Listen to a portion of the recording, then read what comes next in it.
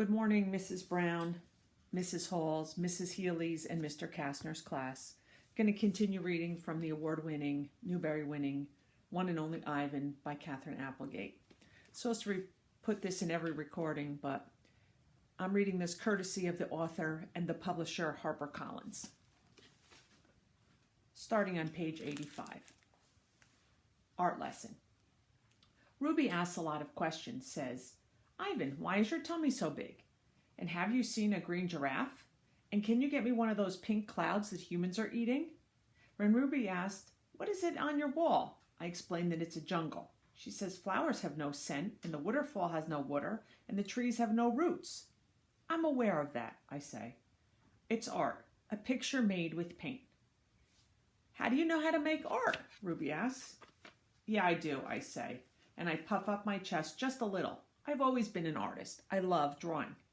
Why do you love it? Ruby asks. I pause. I've never talked to anyone about this before. When I'm drawing a picture, I feel quiet inside. Ruby frowns. Quiet is boring. Not always. Ruby scratches the back of her neck with her trunk. What do you draw anyway? Bananas mostly. Things that are in my domain. My drawings sell at the gift store for $25 a piece with a frame. What's a frame? Ruby asks. What's $1? What's a gift store? I close my eyes. I'm a little sleepy, Ruby. Have you ever driven a truck? Ruby asks. I don't answer. Ivan, Ruby asks, can Bob fly? A memory flashes past, surprising me.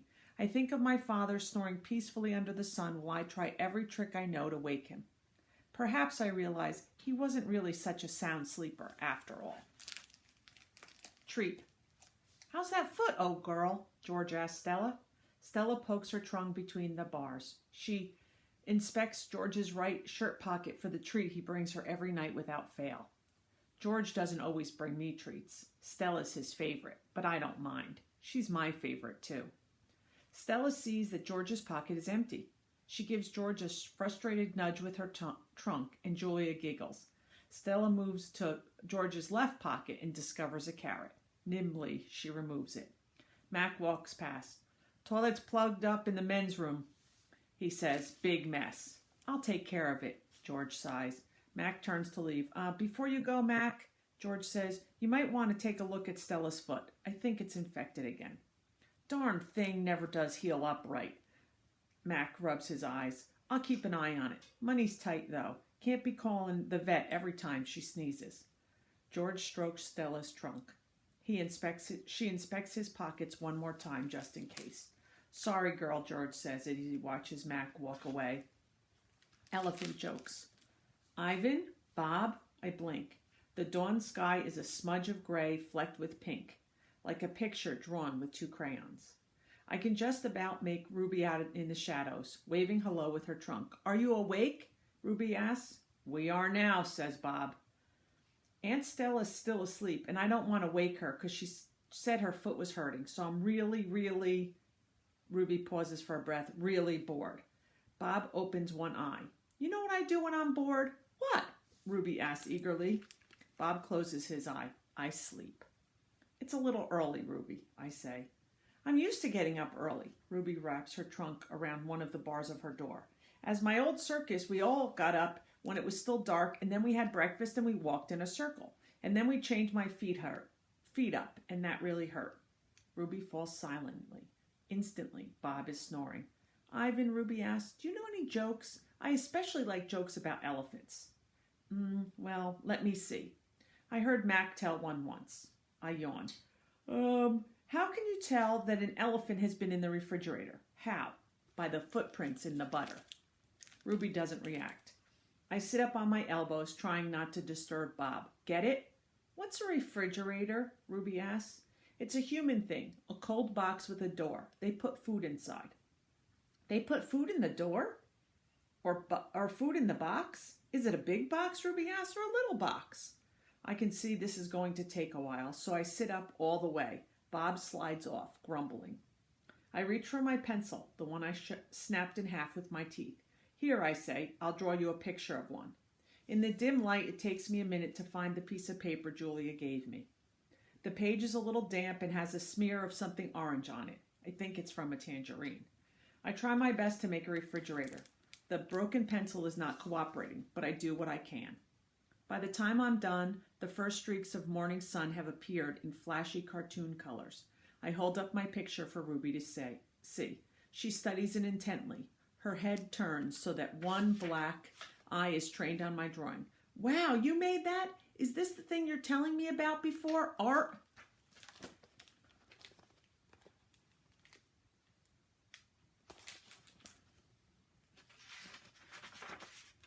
Sure is. I can draw any kinds of things. I'm especially good at fruit.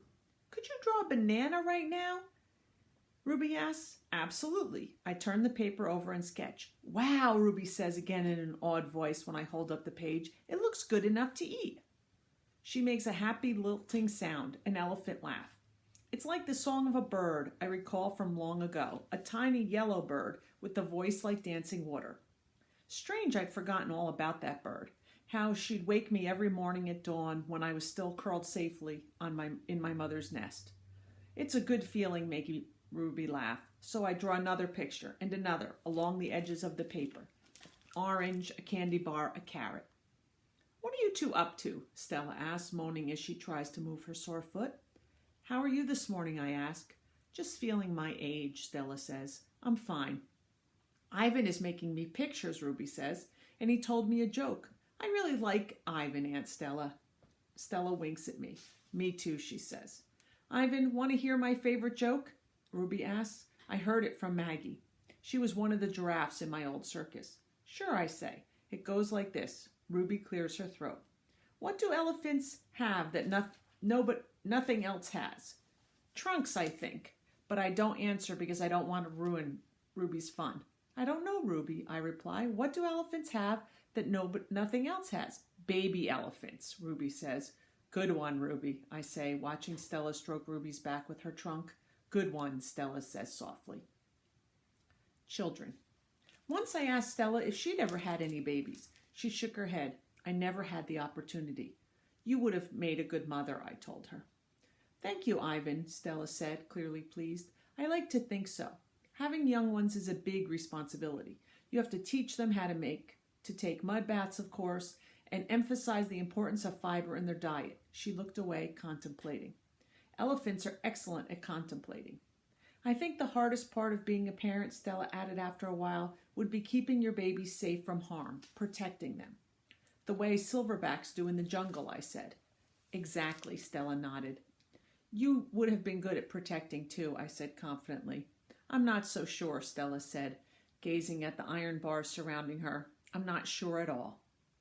The parking lot. Mac and George are chatting while George cleans one of my windows. George, Mac says, frowning, there's something wrong with the parking lot. George sighs. I'll take a look at it as soon as I'm done with the window. What's the problem? There are cars in it. That's what's wrong. Cars, George. Mac breaks into a grin. I think things are actually going to pick up a bit. It's going to be the billboard. People see that baby elephant and they just have to stop and spend their hard-earned cash. I hope so, George says. We could sure use the business. Mac's right. I have noticed more visitors coming since he and George added the picture of Ruby to the sign. People crowd around Ruby and Stella's domain, oohing and eyeing at the sight of such a tiny elephant. I gaze out at the huge sign that makes humans stop and spend their hard-earned cash. I have to admit that the picture of Ruby is rather cute, even though she doesn't look like a real elephant. I wonder if Mac could add a little red hat and curly hair to the picture of me. Then maybe more visitors would stop by my domain. I could use a few oohs and ahs myself. I hope you enjoyed those chapters. I'll keep reading and post more on Tuesday.